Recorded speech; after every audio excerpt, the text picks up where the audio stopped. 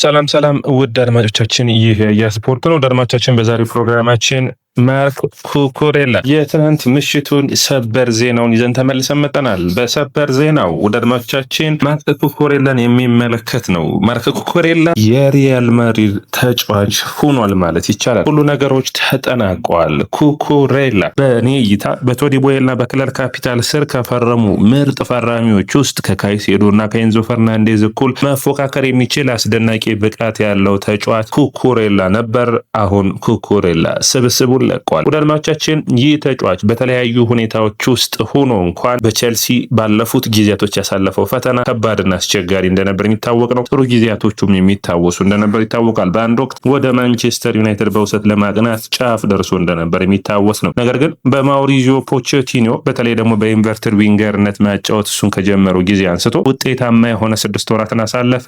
የማይረሳ የነበረው የአውሮፓ ዋንጫ ላይ ምርጥ ብቃቱን አሳየ። ኤንዞ ማሬስካ ያሳለፈው የውድድር ዓመት አስደናቂ ነበር። በክለቦች የዓለም ዋንጫ ሁሉ የስብስቡ ምርጥ ተጫዋች እስከመባል ድረስ የሚያስደርስ አስደናቂ ብቃቱን አሳይቷል። ነገር ግን አምና በጣም በሚገርም ሁኔታ የዚህ ተጫዋች አቅምና ፐርፎርማንስ መዳከም ጀምሮ ነበር። ተጫዋቹ ወይስ ስብስቡ? እንደ ቼልሲ እንደ ስብስብ በኔ እይታ ከጆዋ ፔድሮ ውጪ አምና በፐርፎርማንስ ረገድ ደካማ ቡድን ሆኖ ቼልሲ እንዲታይ ያደረጉ ብዙ ምክንያቶች ነበሩ ማለት የሚቻል ይመስለኛል። ስለዚህ ኩኩሬላን ብቻ መውቀስ ምንችል አይደለም። ነገር ግን በአጠቃላይ እንደ ቡድን እንደ ስብስብ ቡድኖች የራሳቸው የሆነ ጥንካሬ ይኖራቸዋል። ኩኩሬላ በኔ እይታ በጣም ጥሩ ፐርፎርማንስ ካላቸው ተጫዋቾች ውስጥ አንዱ ነበር። ነገር ግን ቼልሲ በተጫዋቹ በኩል ድርድሮችን አደረገ።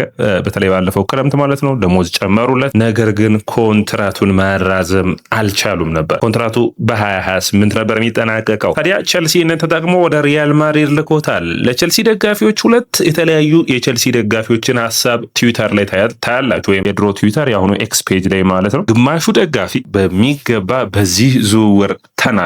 ምክንያቱም ደግሞ ቶዲ ቦዬልና ክለር ካፒታልን በሚገባ ስለሚያውቃቸው ይህ ስብስብ ደካማ እንዲሆን ጠንክረው ከሚሰሩ ሰዎች ውስጥ አንደኛውና ወሳኙ ቶዲ ቦዬልና ክለር ካፒታል ኃላፊዎች ናቸው። ምክንያቱም የኩኩሬላን ተተኪ በትክክል ላይተኩት ይችላሉ የሚል ነው። እንደ ኩኩሬላ አይነት በፕሪሚየር ሊጉ ፕሮቭን የሆነ ምርጥ ፐርፎርማንስ ያላቸው ተጫዋቾች ውስጥ ለምን ይሸጣል የሚል ነው። ይህንን ደግሞ በማስረጃዎች ማሳየት የሚቻል ነው የሚሆነው። በእንግሊዝ ፕሪሚየር ሊግ ላይ ካሉ ምርጥ የግራ ተመላላሾች ሜቢ እንግዲህ ኒኮ ራይሊና ሃለን ሊነሳ የሚችልበት ሀሳብ ካልሆነ በስተቀር ታቻምና ምርጡ ፐርፎርማንስ ያለው ተጫዋች እንደነበር የሚታወስ ነው። ነገር ግን በዚህ የውድድር ዓመት የፐርፎርማንስ መዳከም በሱ ብቻ ቀስ የሚጠበቅበት ነው ብዬ አላስብም። በደንብ በሚገባ የቡድኑ ጠቅላላ ፐርፎርማንስ መውረድ ነው ብዬ አስባለሁ። ታዲያ ኩኩሬላ ወደ ሪያል ማድሪድ ማቅናቱ ቼልሲን እንግዲህ ከዚህ ዝውውር ላይ 55 ሚሊዮን ዩሮ እና እየታየ የሚጨመር 5 ሚሊዮን ዩሮ፣ ይህ ማለት 47.5 ሚሊዮን ፓውንድ እየታየ የሚጨመር 4.3 ሚሊዮን ፓውንድ፣ ይህ ማለት ቼልሲ 53 ሚሊዮን ወይም 52 ሚሊዮን ፓውንድ አካባቢ የሚያገኝ ይሆናል።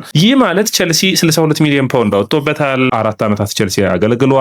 በእያንዳንዱ ሁኔታዎችን በዝውውር መስኮቶቹ ብቻ ሳይሆን በፐርፎርማንስ ረገድ በአጠቃላይ ብታዩት ቼልሲ ከዚህ ተጫዋች ትርፍን አግኝቷል። ይህ ደግሞ ለቶዲ ቦዬልና ለክለር ካፒታል አንድ ተጫዋች 27 እና 28 ዓመቱ ላይ ከደረሰ በኋላ ቡድኑን እንዲለቅ ማድረግ እንግዲህ ወሳኝ ጊዜ ነው ብሎ ያስባሉ። ለዣቪ አሎንሶ ግን በኔ እይታ በቡድኑ ውስጥ በመልበሻ ክፍል ተደማጭነት ካላቸው ተጫዋቾች ውስጥ አንዱ የሆነውን ኩኩሬላ ነው የሚያጣው። አዳዲስ ታዳጊ የሆኑ ተጫዋቾችን ብቻ ሰብስበ በፕሪሚየር ሊግ ላይ ውጤታማ እንደማትሆን ያለፉት ዓመታቶች ያሳያሉ። ከዛ ውጭ ቼልሲ በጣም ብዙዎቹ የቼልሲ ደጋፊዎች በሮማን አብራሞቪች ጊዜ ነው ወደ ቼልሲ የተሳቡትና ያንን ውጤታማ ጊዜ ሲያስቡ አሁን እንዴት ሻጭ ቡድን ሆን የሚል በየዓመቱ ከቼልሲ የሚለቁ ተጫዋቾች አይጠፉም። ነገር ግን የሚለቁት ደግሞ ወደ ትልልቅ ክለቦች ናቸው ብሎ ወደሚያስቡት ሲሆን ቼልሲ ፈልጓቸው መልቀቃቸው ግን ልክ ያልሆነ ዝውውር ነው። እንግዲህ ባለፉት ዓመታቶች ምን ያክል ከሪያል ወደ ሪያል ማድሪድ ኤዴን ሃዛርድ፣ የማይረሳው ቲቦ ኮርቷ ዝውውር፣ አሁን ደግሞ ኩኩሬላ ሆኖ መጥቷል። ይህ ጥሩ ዜና ነው ብዬ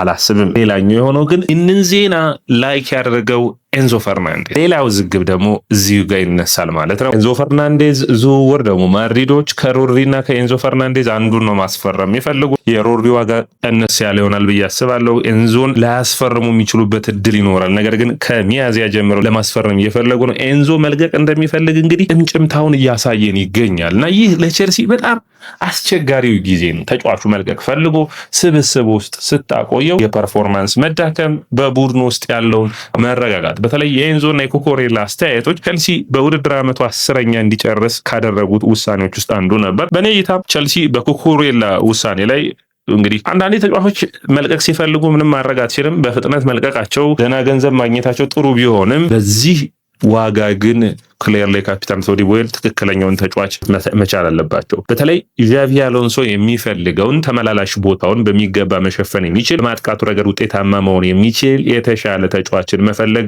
ይጠበቅባቸዋል። አሁን እንደ ዝርዝር የተያዙት ተጫዋቾች 4 ናቸው። በሚቀጥሉት ፕሮግራሞቻችን በሚገባ የምንመጣባቸው ይሆናል። እነማን ናቸው የሚለውን ግን በጨረፍታ እንያቸው። የመጀመሪያው እንግዲህ ሉዊስ ሃል ነው። ሃል እንግዲህ በኒውካስትል ቤት የሚገኘው ነው። የቀድሞ የቼልሲ ተጫዋች ነው። በጣም አስደናቂ ተጫዋች ነው። ለአድማጮቻችን ሉዊስ ሃል በጥሩ ፐርፎርማንስ ያለፈው ውድድር ዓመት የሚታወስ ነው። ቼልሲ ከዚህ ተጫዋች ላይ በሚገርም ሁኔታ የመልሶ የመግዛት መብት ሁሉ ፐርሰንቴጅ አለው። ስለዚህ ኒውካስትል ከፍተኛ ገንዘብ ቢከፍል እንኳን ቼልሲ 20% ድረስ ይመስለኛል አለው። ስለዚህ በሚገባ ከተጫዋቹ መጠቀም የሚችሉ ይመስለኛል። ሁለተኛው ግን በዚሁ መነሳት የሚጠበቅበት ሃል እንግዲህ ውድ አድማጮቻችን 21 ዓመቱ ላይ ነው የሚገኘው። ባለፉት ዓመታቶች ቲኖ ሊቨርሜንቶ ላይ፣ ሉዊስ ሃል ላይ እንዲሁም ደግሞ ማትሰን ላይ የሰሩት ስህተት በመጨረሻ ቼልሲን የግራ መስመር ተከላካይ ፍለጋ ወደ ገበያ እንዲወጣ ያደረጉታል። ኢያን ማትሰን ስብስብ ውስጥ ቆይቶ ቢሆን ምን ያስቸግር ነበር? አድማጮቻችን አንዳንዴ የቼልሲ ኃላፊዎች የሚሳሳቱት ስህተት እዚህ ጋር በግልጽ የሚታይ ነው። እንግዲህ በቼልሲ አካዳሚ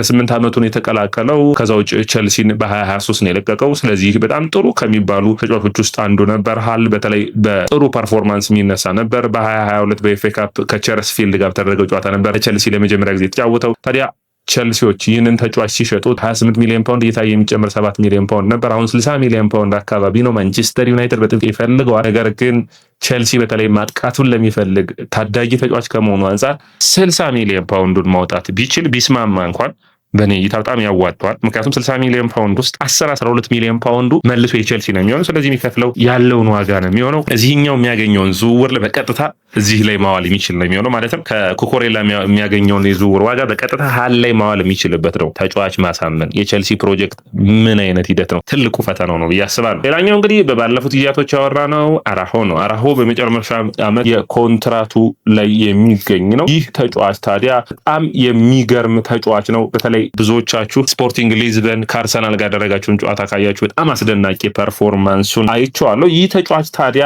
አሁን በቼልሲ ይፈለጋል። ይህ ተጫዋች በብዙ ጥሩ ፐርፎርማንሶቹ የሚነሳ ነው። ነገር ግን እንግዲህ ምን ያክል ቼልሲዎች ይህንን ተጫዋች ይፈልጉታል? በተለይ ደግሞ በተመላላሽ ቦታው ላይ ልምድ ያለው ተጫዋች እንደሆነ መረሳት የለበትም። ሶስተኛው ተጫዋች እንግዲህ አንቶኒ ሮቢንሰን ነው። ሮቢንሰን የፕሪሚየር ሊግ ልምድ ያለው ነው። እድሜ ብቻ ነው እንግዲህ የሮቢንሰን ችግር የሚሆነው ብዬ አስባለሁ። ከ30 ዓመት በላይ ያለው ነው። እንግዲህ ይህንን ተጫዋች ቼልሲዎች በሚገባ ፍላጎታቸውን ማሳየት የሚያስፈልጋቸው ይሆናል ብዬ አስባለሁ።